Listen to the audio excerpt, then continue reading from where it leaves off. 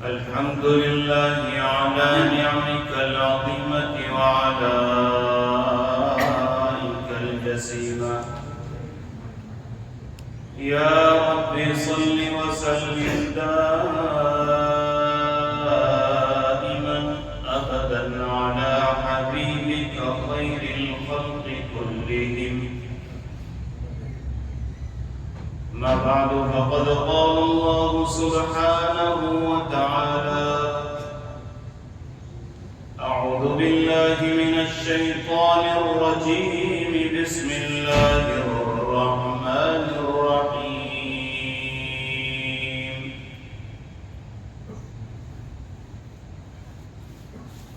وظللنا عليكم الغمام وأنزلنا عليكم المن والسلوى كلوا من طيبات ما رزقناكم وما ظلمونا ولكن كانوا أنفسهم يظلمون.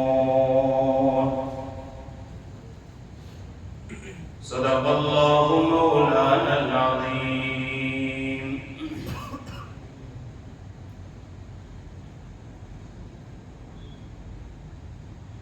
یا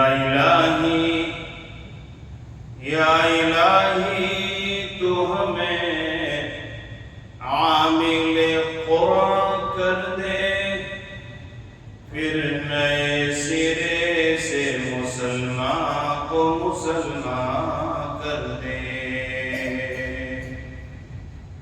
وہ پیغمبر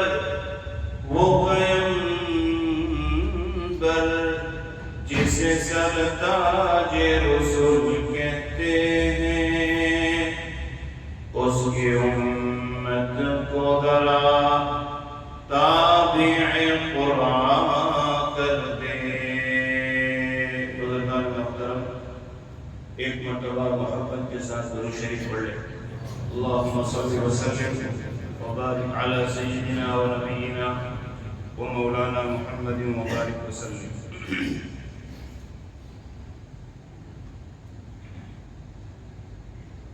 شروع کرتے ہیں اس اللہ کے نام سے جو بہت مہربان ہے، جو سب کا خالق، سب کا مالک،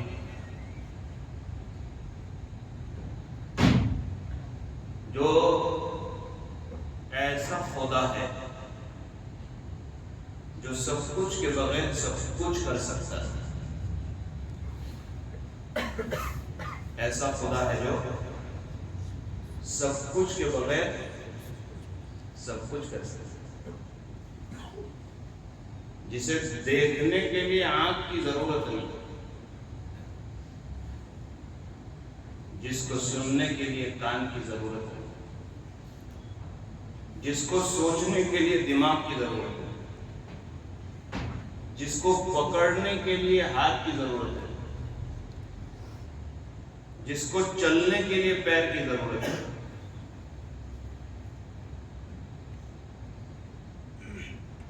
اور جب وہ اپنی طاقت دکھانے پر آتا ہے تو ایک کبوتری کے انڈے سے اپنے نبی کی حفاظت کر لیتا ہے،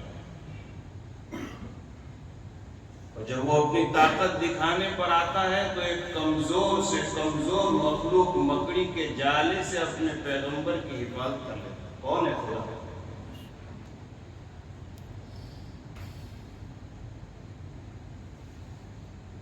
اور جب وہ اپنی طاقت اور اپنی قدرت کو دکھانے پر آتا ہے جو جس بندے کو، جس نبی کو بھائیوں نے ہمیشہ کے لیے مارنا چاہتا تھا اور کنویں میں ڈال دیا تھا یوسف کو، اس اندھیرے کنویں میں کوئی انسان بچ نہیں سکتا، لیکن اللہ نے اپنی قدرت سے ان کو بچایا ہی نہیں بلکہ دنیا کا بادشاہ بنایا. شروع کرتے ہیں. پہلا روزہ ہے اور اللہ نے اپنے فضل، اپنے کرم، اپنی مہربانی سے ہمیں پھر سے ایک مرتبہ اپنی رحمتوں اپنی مغفرتوں کی چادر میں چھپانے کا ارادہ کیا ہے، تبھی اللہ نے ہم کو بلایا ہے۔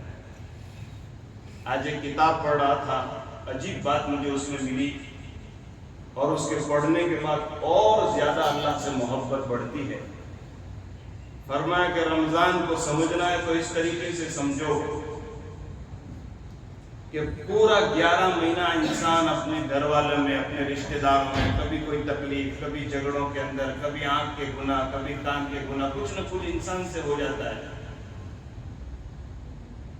ہر انسان گنہگار نہیں، لیکن اللہ پاک نے رمضان کو 12 مہینے میں ایک مرتبہ عطا کر کے اللہ پاک یہ بتلانا چاہتے ہیں کہ میرے بندے، میں نے تو تجھ کو جنت کے لیے پیدا کیا تھا۔ میرا مقصد تو یہ تھا کہ تجھے ایک ٹیمپرری طور پر تیری ماں کے پیٹ سے ایک مقررہ وقت اور مقررہ تاریخ میں اس دھرتی پر کبھی انڈیا، کبھی پاکستان، کبھی چائنا اور دنیا کے ملک میں پیدا کر کے پھر چند سالوں کے بعد تجھے تیری ماں باپ سے، اولاد سے، رشتہ داروں سے، دوستوں سے کھینچ کر غسل کے پتے پر لٹا کر جنازے کے ذریعے سے مجھے واپس قبرستان لانا ہے،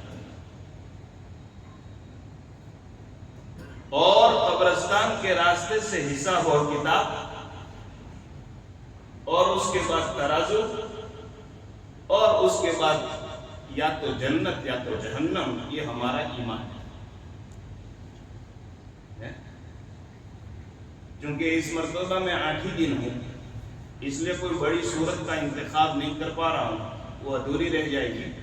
اس لیے مناسب مجھے یہ معلوم ہوتا ہے کہ میں ہر دن جو تراویح میں پارا پڑھا جائے گا اس میں سے 1-2 آیت جو کام کی ہوگی اس کو ہم پسند کریں گے، اور اس کو انشاءاللہ آپ کے سامنے میں گنہگار مجھ سے جو بھی ہوگا کہ جس کے ذریعے سے ہمارا ایمان بڑھے، ہمارا شوق آخرت کی طرف بڑھے، اس کی کوشش کریں گے کہ اللہ پاک نے فرمایا کہ میرے بندے، میں نے تو تجھ کو جنت کے لیے بنایا تھا،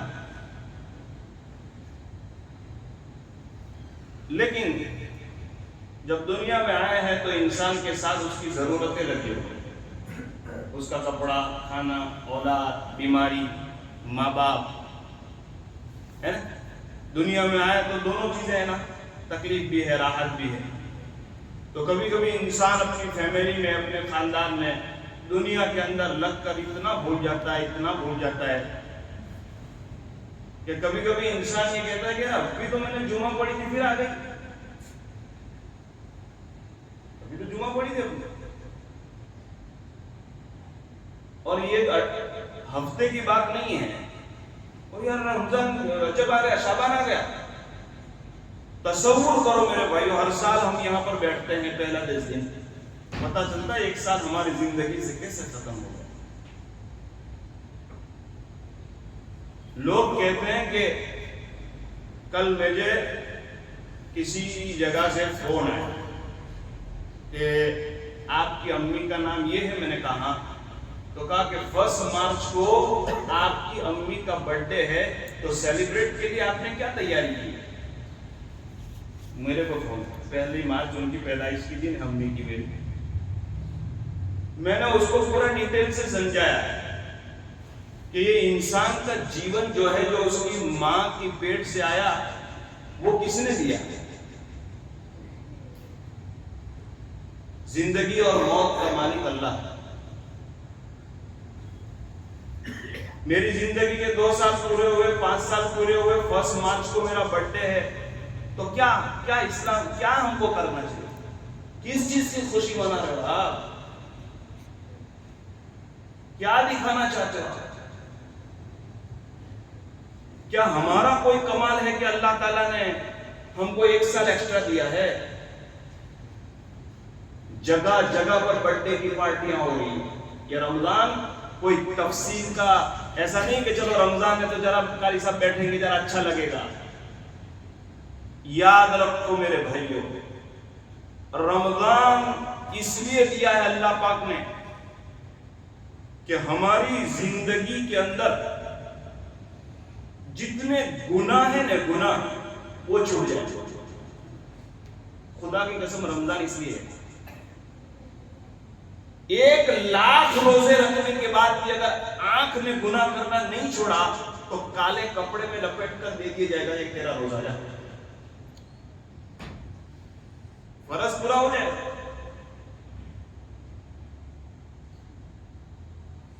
فیملی میٹر ہو رہا ہے, طلاق کا مسئلہ ہو رہا ہے, وارثہ ہو رہی ہے, یہ مول صاحب وہ مول صاحب یہ مفتی صاحب, یہاں سے مسئلہ حل نہیں ہوا, جب وہاں جاتے ہیں وہاں جا کے کوئی الگ بات کریں گے. وہاں جاتے ہیں صاف بولوں گا, جگہ جگہ پر فیملی میٹر کے اندر طلاقوں کے کیس کورٹ میں جا رہے ہیں. کیا بتانا چاہ رہے ہو کورٹ میں جا رہے ہیں؟ آپ کو خالی مسجد میں مول صاحب کی بات سننی ہے مولانا, اور گھر میں جب تم بلائے گے طلاق اور وارثہ کا مسئلہ تو تم یہ چاہو گے کہ مولانا ہم جو کہے وہ فیصلہ کرے. کیا بتانا چاہتے ہیں؟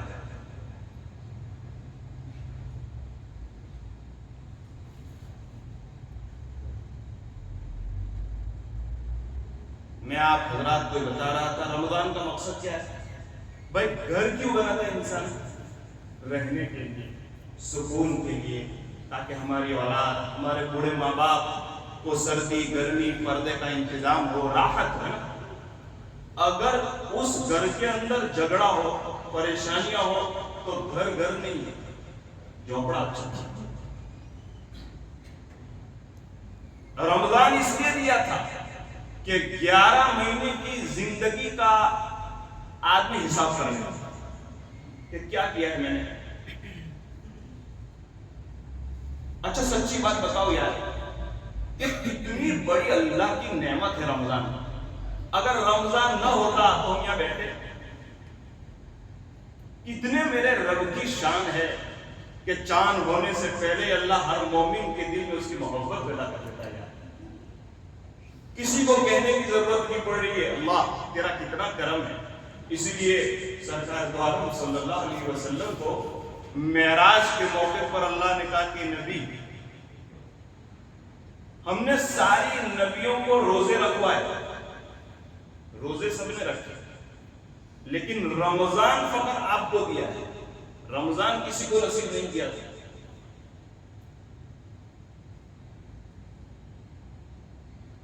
اللہ رب العزت رمضان دے کر, میں نے کل کی مثال میں آپ کو سمجھا رہا تھا, کبھی آپ نے وہ مرغی جو چند انڈوں پر بیٹھتی ہے 20-22 دن کے بعد انڈوں سے بچے باہر نکلتے ہیں, دیکھا ہے؟ پھر 1 مہینے تک 2 مہینے تک وہ مرغی اپنے بچوں کو سنبھال کر کس طریقے سے اپنے چھوٹے بچوں کی جان بچاتی ہے, کوے سے, کتے سے, ہے نا. ارے دیکھا ہے کہ نہیں بھائی, مرغی اپنے 10-12 بچوں کو کس طرح دشمن سے بچاتی ہے, سانپ سے, بچھو سے, کوے سے. اللہ پاک نے فرمایا یہ رمضان ایسا سمجھو کہ جس طرح مرغی اپنے بچے کو سانپ اور بچھو سے بچاتی ہے, یہ تمہیں دشمن سے, شیطان سے, گناہ سے, جھگڑے سے اور جہنم سے بچا کر, جیسے مرغی اپنے پروں کو نکال کر اپنے بچوں کو اپنے اندر لے لیتی ہے تاکہ سانپ اس پر حملہ نہ کرے, کوا اس پر حملہ نہ کرے, بلکہ کبھی کبھی مرغی جو ہے نا اپنے سے بڑے دشمن پر بھی حملہ کر دیتی ہے اپنے بچے کی جان کی حفاظت کے لیے. اللہ فرماتے ہم نے رمضان اس لیے دیا.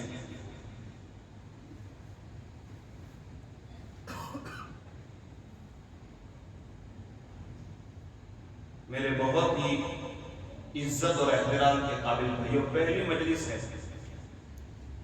بہت سارے حضرات یہ پوچھتے ہیں کہ قاری صاحب رمضان میں کیا کرنا چاہیے. بہت سارے ہمارے بھائی بیچارے روزہ بھی رکھتے ہیں, تراویح بھی الحمدللہ پڑھتے ہیں, لیکن بہت سارے ایسے ہیں کہ جن کو بیچارے کو برابر قرآن پڑھتے نہیں آتا. تو رمضان فقط ایسا نہیں ہے کہ خالی تفسیر سن لیں گے, تراویح سن لیں گے تو ہماری ذمہ داری پوری ہو گئی. یہ رمضان ہمارے قرآن کے سدھارنے کا مہینہ ہے. ہماری مسجد میں بہت سارے حافظ عالم ہیں, ہم ایک مرتبہ ہم کو کم سے کم علم تر سے لے کر قل اعوذ برب الناس تک کی صورتیں سنا ہوئے، اس میں بہت ساری غلطیاں آئیں گی. اس کے لیے ہماری نماز میں بہت ساری غلطیاں ہیں. سچی بات بتاؤ، میں آپ توجہ کے ساتھ سن رہے تو ایک دن کی بات بتاؤں. آج سے 30 سال پہلے 50 سال پہلے اپنے گھروں کی جو حالت تھی سب ہم نے بدل دیا. بدلا کہ نہیں؟ کلر بدل گئے، صوفے بدل گئے، آدمی کا رہنا بدل گیا، کھانا بدل گیا، کچن بدل گیا، فیشن بدل گئی، ہر چیز بدلی نہیں. ارے ہر چیز بدل گئی. نہیں بدلی کوئی چیز تو میری اور آپ کی نماز نہیں بدلی. ہم یہ سمجھتے ہیں کہ جو نماز پڑھتے ہو برابر ہے.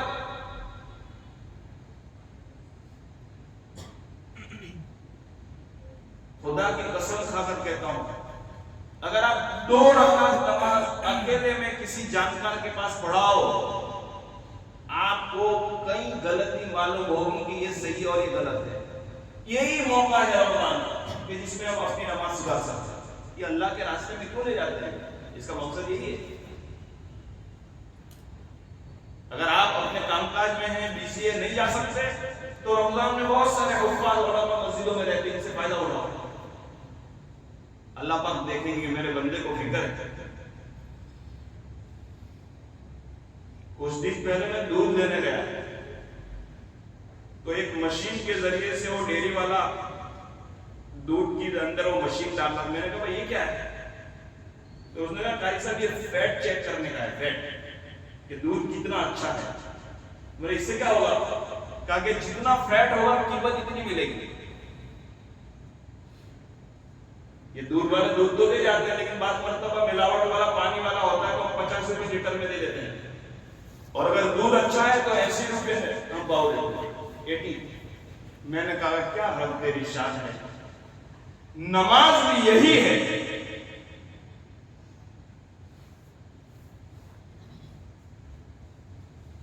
اس نماز پر اللہ میں جنت دینے والے ہیں. ایک دودھ والا 100 روپے کا لیٹر دودھ، 80 روپے کا 60 روپے والا دودھ، اس میں وہ اچھا اور کوالٹی کے اعتبار سے فرق کرتا ہے. کیا نماز میں کوئی کوالٹی نہیں ہوگی؟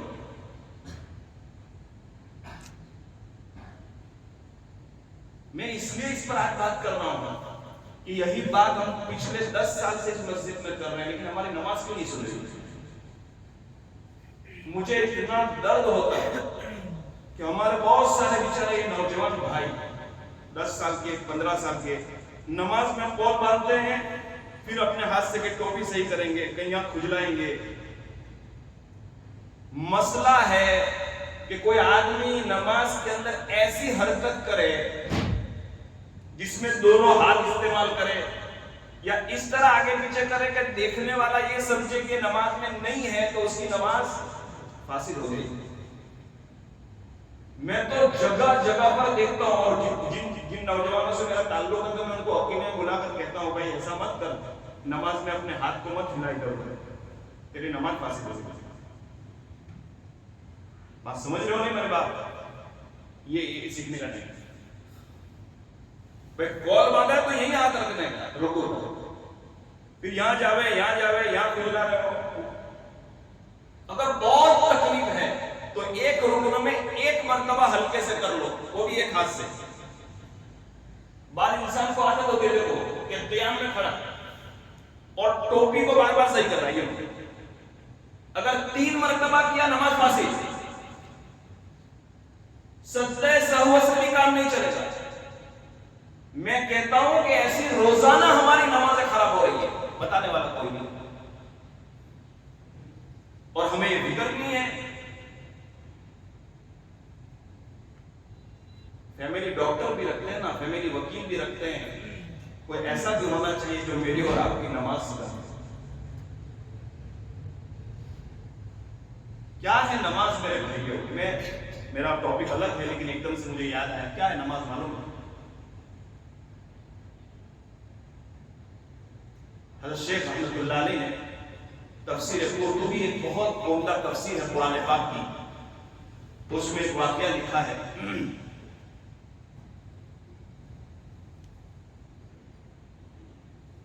کہ ایک اللہ والے کسی جنگل سے جا رہے تھے،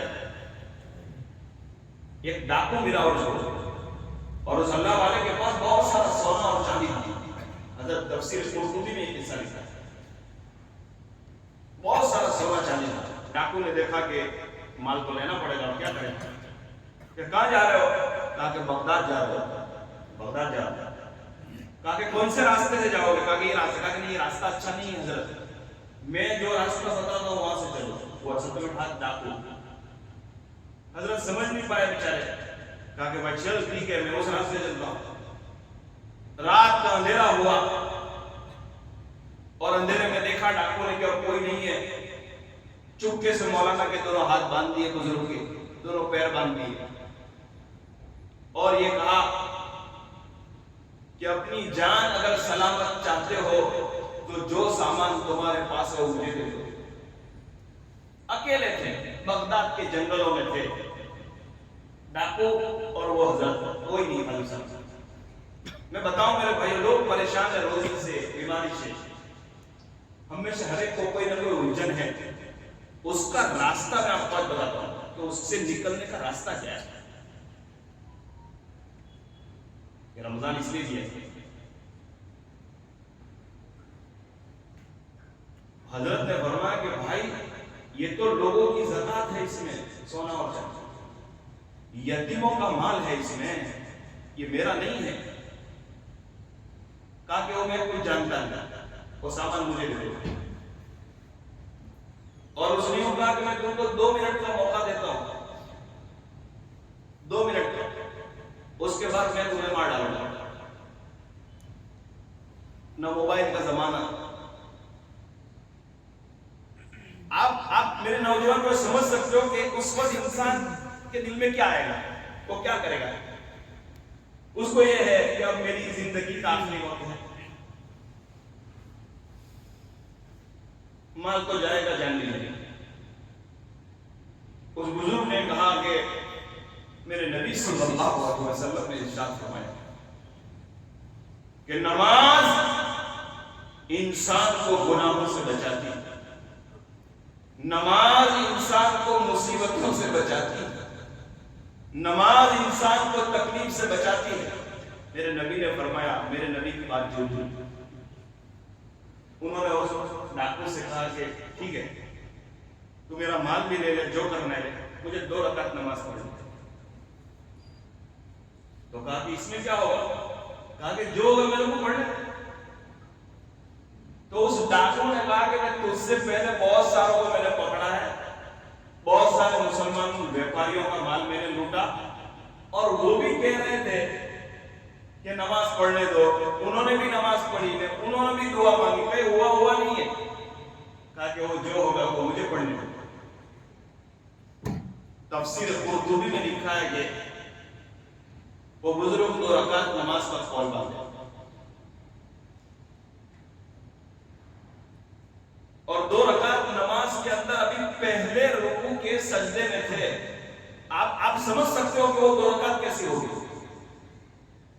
اس میں کھانا دھیان پڑے گا، اس میں یہ آ جائے گا کہ گھر والے کیا کرتے ہو گے، اس میں کوئی چیز انسان کو کتنا دھیان، کتنا خشوع کے ساتھ، کتنا اچھا رکوع کیا ہوگا انہوں نے، اور نماز میں ان کا کتنا دھیان ہوگا۔ ان کو خبر ہے کہ اللہ یہی 2 رکعت شاید اب میرے کو بچا سکتی، میرے پاس کوئی راستہ نہیں، آخری آپشن تھا ان کے پاس۔ پہلی رکعت پوری کی، دوسری رکعت پوری کی، اور دوسری رکعت کے سلام پھیرنے کے بعد بزرگ لکھتے ہیں کہ پیچھے جو ڈاکو تھا، پیچھے جو سننا دھیان سے، جو ڈاکو تھا وہ مرا ہوا پڑا تھا اور زخمی حالت میں تھا، باقاعدہ اس پر زخم کے نشانات تھے، یعنی کسی نے آ کر اس کو مارا تھا، وہاں تو کوئی دوسرا تھا۔ بزرگ تو بڑے تعجب میں پڑ گئے اور گھنٹوں تک اللہ سے دعا مانگی، اللہ یہ کیا ہوا، یہ کیا ہوا، یہاں تو کوئی تھا نہیں، کوئی انسان تو آیا نہیں، مال وہاں پڑا ہے، ڈاکو مرا ہوا پڑا ہے زخمی حالت کے اندر۔ چنانچہ بس اللہ کا شکر ادا کیا، اپنا سامان لے کر آگے چلے، آگے چل کر دیکھا تو ایک سفید کپڑے کے اندر کوئی انسان جیسا پیچھے سے نظر آ رہا ہے۔ ان کو لگا کہ یہی کوئی لگتا ہے فرشتہ جیسا، تو جب فرشتے نے ان کی آواز سنی تو اس بزرگ سے کہا میں کوئی انسان نہیں ہوں، تیری 2 رکعت نماز نے آسمان کے اندر کھلبلی مچائی ہے اور اللہ نے تیری مدد کے لیے مجھے زمین پر اتارا۔ آپ کون ہیں، کہاں سے آئے، کیا نام، کہا کہ وہ مت پوچھو، جو میرا کام تھا میں نے کر دیا، اور اپنی کتاب میں لکھ جانا کہ قیامت تک جو مسلمان بھی اپنی تکلیف، اپنی پریشانی اور اپنی الجھن سے بچنا چاہتا ہے، نماز کے علاوہ کوئی راستہ نہیں۔ تفسیر بہت سارے ہو سکتے ہیں، لیکن ہمارا مجمع آدھا 4 دن کے بعد جو ہے وہ تراویح میں 200 ہو جائے گی۔ حضرت مفتی عبد الرحمان صاحب نے بھی ایک مسئلہ بتایا، حضرت نے کہا کہ در مختار حدیث کی بڑی معتبر کتاب ہے، اس میں لکھا ہے کہ جو بھائی تراویح کے شروع میں پیچھے بیٹھے رہتے ہیں اور رکوع کی حالت میں آ کر رکوع کرتے ہیں تو یہ منافق کی نشانی ہے، اور ایسے آدمی کی موت منافق ہونے کی حالت میں آئے گی۔ ہم کو ایسا ہے کہ اس میں کیا ہوا، رکوع میں تو چلے تھے، رکعت نہیں گئی، بس کتنی باریک چیز ہے۔ در مختار کا حوالہ دیا حضرت نے، چونک گیا میں، اللہ ہمیں ہمارے نوجوان کو اس غلطی سے بچا دے، پھر موت کے وقت پتہ نہیں چلے گا کہ موت کی تکلیف کیوں ہے، وہ زندگی کا حساب لیں گے اللہ۔ اس فرشتے نے کہا کہ تیری 2 رکعت نماز میں اللہ نے اوپر سے اتارا۔ پھر اس بزرگ نے کہا کہ ذرا مجھے بتاؤ کہ وہ ڈاکو تو یہ کہہ رہا تھا کہ اس سے پہلے بھی بہت سارے لوگ نماز پڑھنے کی ڈیمانڈ کی تھی، ان کی نماز نے تو ان کو فائدہ نہیں دیا، تو وہ ڈاکو تو یہ کہہ رہا تھا ان کو کیوں فائدہ نہیں ہوا، میرے کو ہوا؟ تو کہا ان کی نماز نہیں تھی، خالی اٹھک بیٹھک تھی، ان کا رکوع صحیح نہیں تھا، ان کا سجدہ صحیح نہیں تھا، ان کا قیام صحیح نہیں تھا، نہ ان کے نماز میں قرآن پڑھنا صحیح تھا، اور تو نے سنت طریقے سے نماز پڑھی، اللہ کی مدد سنت طریقے سے نماز پڑھنے پڑھی۔ سمجھ میں آیا؟ نماز کے اندر ہم جو ہے یہ نہ نکالے کہ میری نماز سے تو کوئی ہوتا نہیں، نماز کا قصور نہیں ہے، میں جس طریقے سے نماز پڑھ رہا ہوں میری نماز پڑھنے کا طریقہ غلط ہے۔ بات سمجھیے آپ بات سمجھیے۔ کل مذکورات کی ایک مجلس میں ایک بہن نے بتایا کہ میرے کو مسئلہ خبر نہیں تھی، میں تو ہمیشہ حیض کی حالت میں بھی روزہ رکھتی تھی، ہمارا قصور ہے کہ ہم نے نہیں بتایا۔ میرے عزیز بھائیوں، آپ اس واقعے سے کیا اندازہ لگائیں، خالی ایک قصہ نہیں، آپ اندازہ کیا لگائیں کہ اگر نماز صحیح نماز ہو جائے، نماز صحیح نماز ہو جائے، خدا کی قسم آسمان کے فرشتے انسان کی مدد کے لیے آ سکتے ہیں۔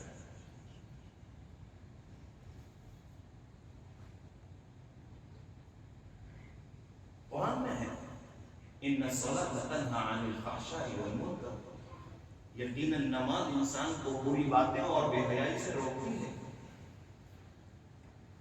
اچھا ایک بات اور میں یہ مضمون اس لیے سوچ رہا ہوں، مجھے وہ آیت کی تفسیر بیان کرنی، لیکن شاید اتوار ہے تو زیادہ بچے ہیں، سچی بات بتاؤ اس قصے کو سن کر کتنے نوجوانوں کے دل میں بات آئی کہ نہیں یہ رمضان میں اپنی نماز کو سدھارو؟ بتاؤ ذرا اس کو فکر یعنی ہو رہا ہے کہ نہیں؟ اچھا ہم میں سے ہر ایک کو یہ فکر ہے کہ میں جو نماز پڑھتا ہوں برابر ہے۔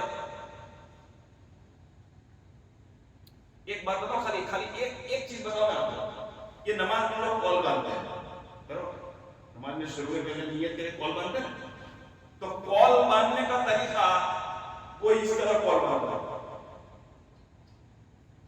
کوئی اس طرح کال باندھتا اللہ اکبر، یہ دوسرا، تیسرا اللہ اکبر، کوئی اللہ اس طرح اللہ اکبر، کوئی پانچواں اللہ اکبر، کوئی اللہ اکبر۔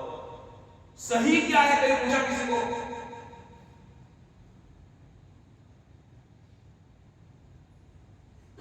پاسپورٹ میں ایک اسپیلنگ پہلی اے بی سی ڈی کی جگہ دوسری اے بی سی ڈی لکھتا ہے نا تو وہ بھی ایکسپٹ نہیں کرتا سرور۔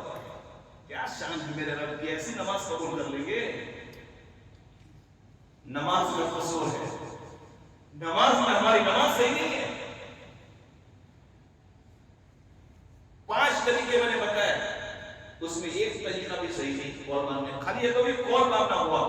میں یہ مسئلہ اس لیے بتاتا ہوں میرے جوان بھائیوں، کہ مدرسے میں پڑھاتے ہیں تو یہ دیکھو یہ سب ہمارے پڑھنے والے بچے یہاں بیٹھے ہیں، ان کو پوچھو اردو سے لے کر فارسی، عربی، اول، دوم، سوم، چاروں 9 سال تک، کتنے سال؟ 9 سال تک ہر سال ہم کو یہ سکھایا جاتا ہے کہ یہ پبلک کو یہ سکھاؤ۔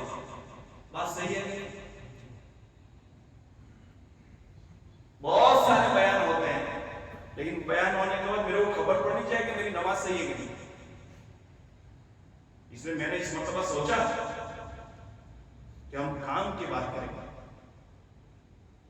اب ایک آخری چیز کہ کال باندھنے کا صحیح طریقہ کیا ہے؟ نہ یہ صحیح نہ یہ صحیح، تو صحیح کیا ہے؟ یہ دونوں ہاتھ ہمارے جو ہے نا، دونوں ہاتھ قبلے کی طرف ہونے چاہیے، دونوں ہاتھ۔ کیسے بھائی؟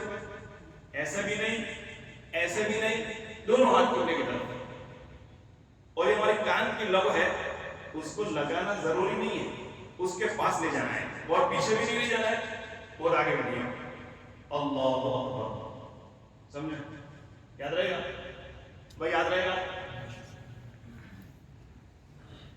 ہمارے کال باندھنے میں اور ہماری ماں کے کال باندھنے میں فرق، مسکرات کا، لیڈیز کا کال الگ ہوگا، وہ اپنی مورچھی کے اندر ہاتھ رکھے گی اور یہاں ہاتھ رکھے گا، اس کو اوپر نہیں لے جانا۔ اب گھروں میں ہماری عورتوں کو بیچارے کو بہت سارا ہوگا، نہیں تو وہ ہماری طرح نماز پڑھ، دونوں کی نماز پڑھنے کا طریقہ الگ ہے۔ میں سمجھتا ہوں اللہ کی قسم، اگر آج کا پہلا روزہ اور میرے ایک نوجوان کی نماز صحیح ہو گئی، ہمارا رمضان قبول، ہماری زندگی، ہماری آخرت بن جائے۔ اچھا، اس طرح کال باندھ ہو گیا، دھیان کرنا ہے، توجہ کے ساتھ آپ کرو اس بات کو، اللہ اکبر، ٹھیک ہے؟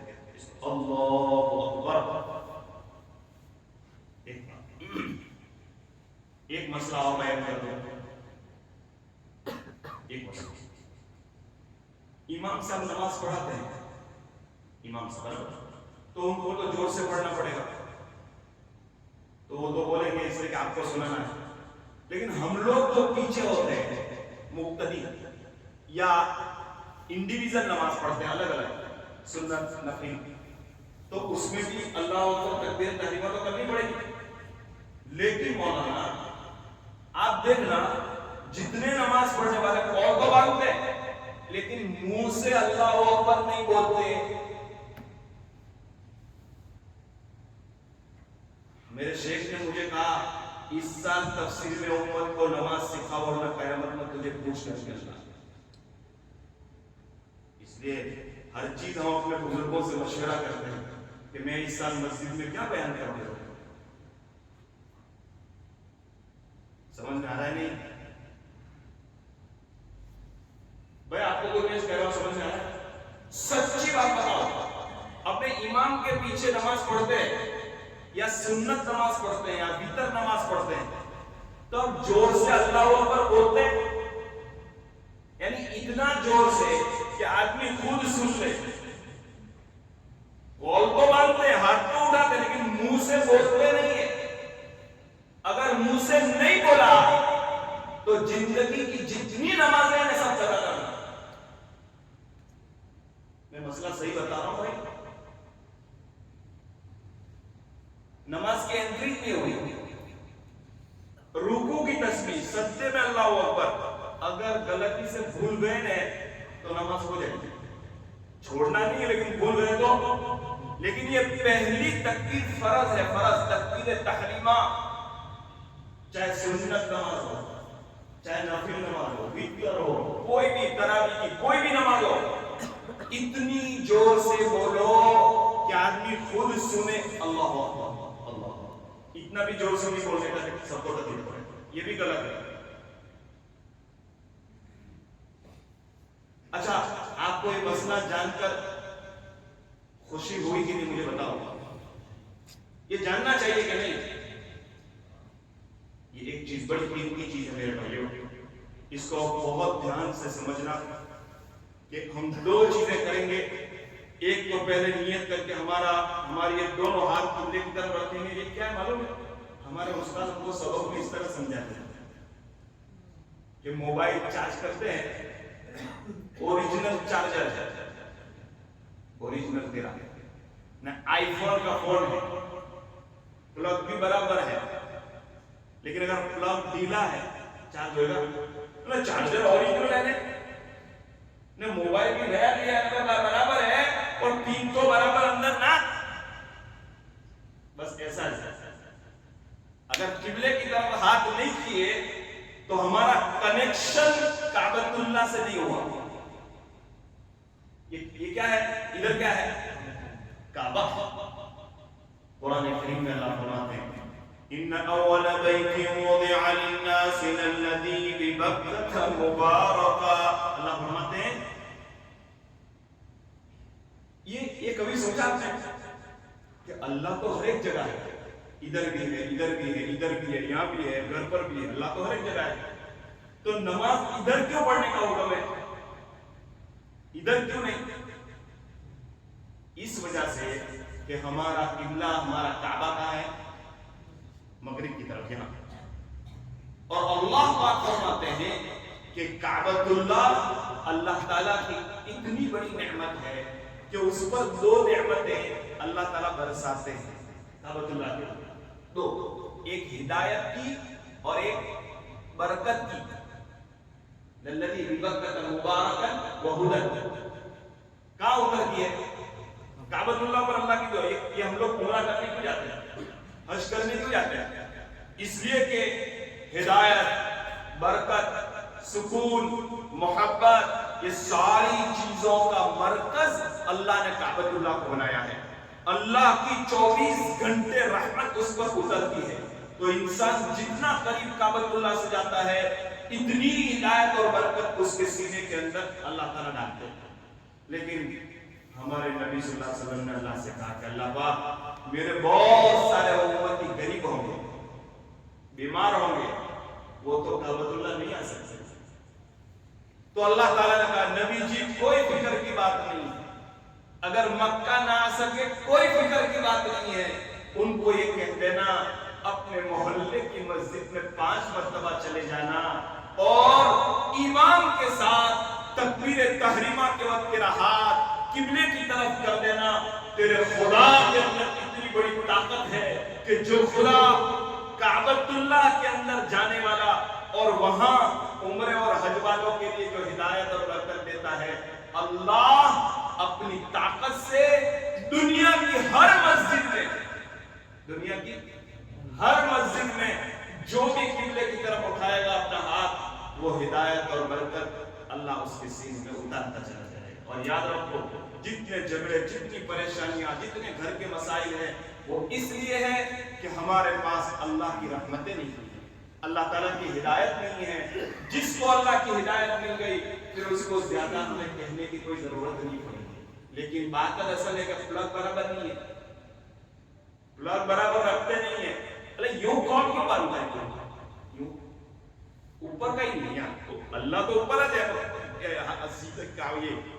ये खबर याद रहेगा मेरे भाइयों। एक बात तो ये, दूसरी बात जो मैंने कही थी वो ये है कि बहुत सारे हमारे नौजवान, कल भी चंद भाइयों ने पूछा था कि बहुत सारे ऐसे कि जिनको बेचारे को कुरान पढ़ते नहीं आता, रोजा भी रखते हैं, बराबर, तो उनके लिए 4 काम करने। دکان پر بیٹھے بیٹھے، ڈرائیونگ کرتے کرتے، گیراج میں بیٹھے بیٹھے، تم جہاں کہیں ہو اور اس میں وضو کرنے کی بھی ضرورت نہیں۔ رمضان میں رسول اللہ صلی اللہ علیہ وسلم سے پوچھا گیا کہ اللہ کے رسول رمضان میں سب سے زیادہ کیا کرنا چاہیے؟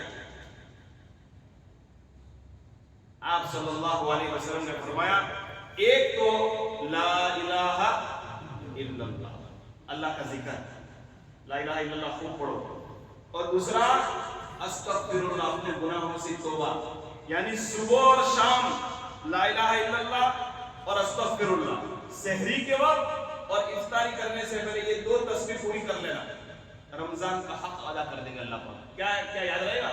لا الہ الا اللہ، استغفر اللہ، اور دوسری دو چیز اللہ کے رسول نے فرمایا کہ اللہ سے جنت کی ڈیمانڈ کرو، جنت کا مطالبہ کرو، جنت مانگو، اسألک الجنہ واعوذ بک من النار، اور ایک چیز کیا فرمائی کہ اللہ میں جنت مانگتا ہوں اور جہنم سے تیری پناہ مانگتا ہوں، اس لیے کہ یہ وہ مہینہ ہے، یہ وہ راتیں ہیں کہ اللہ فرماتے میری عزت کی قسم، میرے جلال کی قسم، 24 گھنٹے کی جس گھڑی میں مومن بندہ روزے کی حالت میں مجھ سے جو بھی مانگے گا میں ضرور اس کو عطا کروں گا۔ آخری بات بتا کے بات ختم کرتا ہوں۔ حضرت موسیٰ علیہ السلام نے اللہ تعالیٰ سے ایک مرتبہ کوہ طور پر پوچھا تھا کہ میرے پروردگار، موسیٰ علیہ السلام نے اللہ سے بات کی تھی نا، معلوم ہے نا، گزشتہ سال تفسیر میں ہم نے سنا تھا، اللہ تعالیٰ سے بات کی تھی نا موسیٰ علیہ السلام نے، کئی مرتبہ بات کی، یعنی بات کی، یعنی وہ اللہ کی بات کو ڈائریکٹ سنتے تھے کوہ طور پر جا کر۔ ہمارے نبی صلی اللہ علیہ وسلم نے معراج میں جا کر اللہ سے بات کی، اور اللہ تعالیٰ ہم میں سے ہر ایک کو جنت میں اللہ ڈائریکٹ بات کرائے۔ حضور صلی اللہ علیہ وسلم سے صحابہ نے پوچھا کہ اللہ کے رسول جنت میں سب سے اونچی نعمت کیا ہوگی؟ تو آپ نے فرمایا سب سے اونچی نعمت یہ ہوگی کہ ہر مومن اپنی آنکھ سے اللہ کو دیکھے گا۔ حضرت موسیٰ علیہ السلام نے اللہ سے پوچھا کہ اللہ دنیا میں تجھ سے بات کرتا ہوں۔ حضرت موسیٰ علیہ السلام نے بہت بات کی اللہ تعالیٰ سے۔ ایک مرتبہ حضرت موسیٰ علیہ السلام نے اللہ سے کہا کہ اللہ پاک میں یہ جاننا چاہتا ہوں کہ تیری طاقت کیا ہے۔ تو موسیٰ، اللہ تعالیٰ نے کہا کہ موسیٰ یہ لمبی بات ہو جائے گی، اگر میری طاقت جاننا ہو تو جس پتھر پر تو کھڑا ہے اس پتھر پر ایک مرتبہ لکڑی مار۔ انہوں نے لکڑی ماری تو پتھر ٹوٹا، کہا کہ اور پتھر، اور لکڑی ماری تو اور پتھر ٹوٹا، پھر تیسری مرتبہ لکڑی ماری تو اور پتھر، اندر سے چوتھا پتھر نکلا اتنا چھوٹا، کہا کہ یہ اللہ یہ تو پتھر کے اندر پتھر ہے۔ فرمایا دھیان سے دیکھ، جب دیکھا تو چوتھے پتھر کے اندر ایک کالا کیڑا تھا، تو اللہ نے کہا اور دھیان سے دیکھ، تو کالے کیڑے کے منہ میں گھاس کا ٹکڑا تھا۔ تو موسیٰ علیہ السلام نے کہا کہ اللہ یہ پتھروں میں کہاں سے گھاس آیا، یہ پتھروں میں کیڑا کہاں سے آیا، یہ پتھر کے اندر یہ زندہ کیسے رہا، یہ پتھروں میں اس نے سانس کیسے لی؟ تو اللہ نے کہا یہ سب بعد میں تجھے میں بتاؤں گا، پہلے اپنا کان تو اس کیڑے کے پاس لے جا اور سن یہ کیا پڑھتا ہے، سن وہ کیا پڑھتا ہے وہ سن۔ حضرت موسیٰ علیہ السلام اس کیڑے کے پاس اپنا کان لے گئے اور وہ پڑھ رہا تھا سبحان من یرانی وَيَسْمَعُ كَلَامِي وَيَذْكُرُنِي وَلَا يَنْسَانِي۔ کیڑا پڑا تھا کیڑا۔ میرے بھائیوں میں روزے کی حالت میں کہتا ہوں دنیا کی ہر مخلوق، دنیا کا ہر کیڑا جانتا ہے کہ میرا پیدا کرنے والا اللہ ہے۔ وہ کیڑا کہہ رہا تھا سبحان من یرانی، پاک ہے وہ ذات جو مجھے پتھروں میں دیکھ رہی ہے، وَيَذْكُرُنِي وَلَا يَنْسَانِي، وہ مجھے بھولتی نہیں ہے، مجھے اندر بھی روزی دیتی ہے۔ میرے نوجوان بھائیوں، ایک قادر مطلق ذات، ایک ہمارا پیدا کرنے والا اللہ ایک کیڑے کو پتھروں میں روزی دیتا ہے۔ ہم تو کلمہ پڑھتے ہیں، ہم تو اللہ کے لیے مانگتے ہیں، اللہ سے نا امید ہونے کی ضرورت نہیں ہے۔ ہاں کبھی کبھی حالات آتے ہیں، اللہ آزماتے ہیں، اللہ پاک ہمیں دیکھنا چاہتے ہیں کہ میرے بندے کے اندر کتنا صبر ہے، لیکن غلط راستے پر مت چلے جائیں، حرام راستے پر مت چلے جانا۔ حضرت موسیٰ علیہ السلام کی جو بات میں نے بتائی کہ حضرت موسیٰ علیہ السلام نے اللہ سے پوچھا کہ اللہ دنیا میں میرے بعد کوئی ایسا نبی آنے والا ہے کہ آپ میرے سے بھی زیادہ قریب ہو کر اس سے بات کرو گے؟ میرے سے بھی زیادہ کوئی نبی؟ تو اللہ پاک نے فرمایا، یہ لمبی حدیث ہے، میں مختصر بیان کرتا ہوں۔ اللہ نے کہا کہ موسیٰ اور تو کوئی نبی آنے والا نہیں ہے، لیکن میرے ایک نبی محمد رسول اللہ کی امت آئے گی، وہ رمضان کے مہینے میں روزہ رکھے گی اور پورا دن بھوکا رکھ کر جب افطاری کے دسترخوان پر آئے گی اور میرے سامنے ہاتھ اٹھائے گی، اے موسیٰ میری عزت کی قسم، میرے جلال کی قسم، آج میں تجھ سے بات کرتا ہوں، آج میں تجھ سے بات کرتا ہوں، لیکن میرے اور تیرے درمیان 70,000 پردے ہیں۔ 70 ہمارے گجراتی میں 70,000 پردے ہیں، لیکن وہ محمد رسول اللہ کا امتی جب روزہ رکھے گا اور افطاری کے دسترخوان پر آئے گا اور جب اپنی اولاد کے لیے، روزی کے لیے، بیماری کے لیے، پریشانی کے لیے دعا مانگے گا نے، موسیٰ اس کی دعا اور میرے درمیان ایک بھی پردہ نہیں ہوگا۔ میں اتنا قریب ہو کر اس کی دعا کو سنتا ہوں اور میں فرشتوں سے کہتا ہوں اپنی عبادتیں بند کر دو اور اس کی دعا پر آمین کہو۔ یہ مہینہ آج سے شروع ہو۔ آخری آدھا گھنٹہ علی سموسے میں بہت مت جائیے، ملے گا جتنا مقدر میں وہ ملے گا۔ اپنی عورتوں کو کہو، اپنی بہن کو کہو کہ 10 منٹ پہلے گیس بند کر دو، آؤ ہم مل کر تھوڑا دعا کریں گے انشاءاللہ۔ اللہ مجھے بھی توفیق عطا فرمائے۔